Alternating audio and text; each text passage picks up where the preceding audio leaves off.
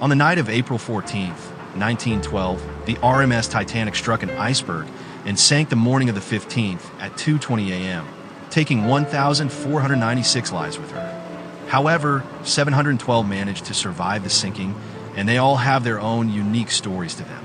But there's one account in particular that most people seem to forget or straight up just do not know it exists. Dr. Henry Washington Dodge boarded the RMS Titanic with his wife and son on April 10th in Southampton as first-class passengers. They had been to France to help treat a blood disease that their son had, and were trying to get back home aboard the ship. Staying in cabin A34, they got to enjoy the many luxurious interiors aboard the ship, such as the grand staircase or the first-class lounge. On the night of April 14th prior to the collision, Dodge was out on deck at about 10 p.m. with his wife. At 10 p.m. Sunday, while my wife and I went out for a stroll along the Titanic's promenade deck, we found the air icy cold, so cold, in fact, that we were driven inside although we had on heavy wraps. They had went in for the night because of this, and were once again awakened at 11:40 when he said that they felt a jar. He went out to investigate, but saw no one seemingly worried, and upon running into an officer, the officer told him that something was wrong with the propellers. I went back to my stateroom, where my wife had already arisen to dress herself, and I dissuaded her from dressing herself or our 4-year-old son. It was here where his concerns seemed to only increase, as he probably felt the Titanic's list to starboard and felt uneasy by it. Dodge went back out and found the ice along the starboard railing, before heading back to his cabin and running into his steward. His steward went in to whisper to him, "Word has come from down below for everyone to put on life preserves." After hearing this news, he rushed back to his cabin and told his wife the news, making her and their half-clothed son to go up to the boat deck. He noticed that all the lifeboats on the starboard side had been swung over, but no one wanted to get in them, as they felt much more safer on a warm, unsinkable ship than making a 50-foot drop in a small wooden boat. He helped his wife and son board lifeboat number 5 before he stepped back to let others board. After noticing there was plenty of room and no one trying to get on, he asked the officer in charge if he could board, but his only reply was women and children first. I watched the lowering of the boat in which my wife and child were until it was safely launched on an even keel, and then I went to the starboard side of the ship, where the boats with the odd numbers from 1 to 15 were being prepared for dropping over the side. For about an hour, Dodge stayed on the starboard side, noticing in that time how the Titanic was gradually beginning to take on a port list. He happened to be near boat 13 as it was being filled, and he managed to stumble upon a steward that he and his wife had known who insisted to Dodge to board the boat with him. Dodge was pushed into the boat before they began to lower away. When lowered, we nearly came abreast of the 3-foot stream that the condenser pumps were still sending out from the ship's side. We cried out and the flow halted. I cannot image how that was done.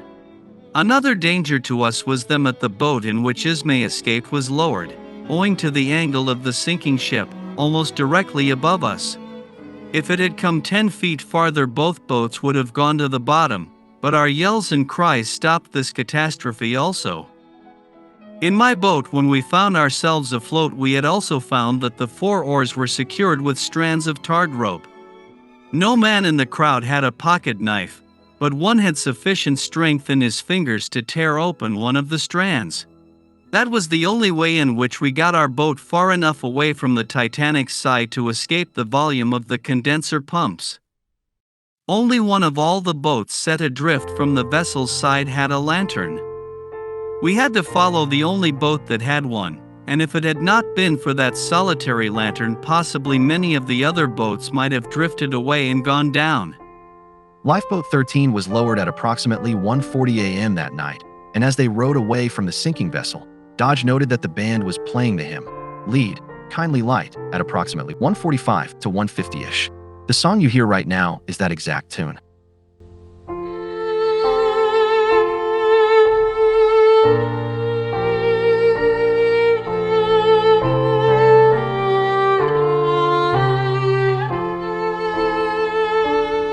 I will never forget the awful scene of the great steamer as we drew away. From the upper rails, heroic husbands and fathers were waving and throwing kisses to their womenfolk in the receding lifeboats. We saw the sinking of the vessel. The lights continued burning all along its starboard side until the moment of its downward plunge.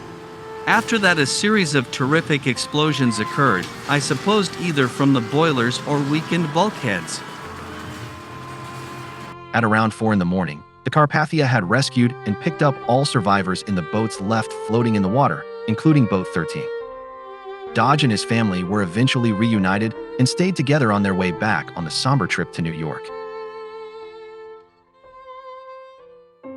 While many stories regarding families aboard the Titanic end up in a tragic fate, the case for the Dodge family is one that resulted in reuniting with one another, which is a story that many others were unfortunate to not have. The story of Dr. Dodge is interesting to note, as he was aboard the infamous lifeboat 13 and just so happened to have been able to recognize a tune that the heroic band played nearly 30 minutes prior till the ship was entirely gone. His story seems to be one that is often forgotten, yet it brings a good historical lineup of events and small details that occurred during the sinking.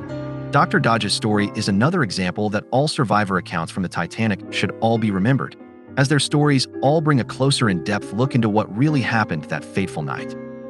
If you made it to the end, I thank you for watching. If you enjoyed this video, why not like and subscribe, as I would love to continue to share personal accounts from the Titanic in the future.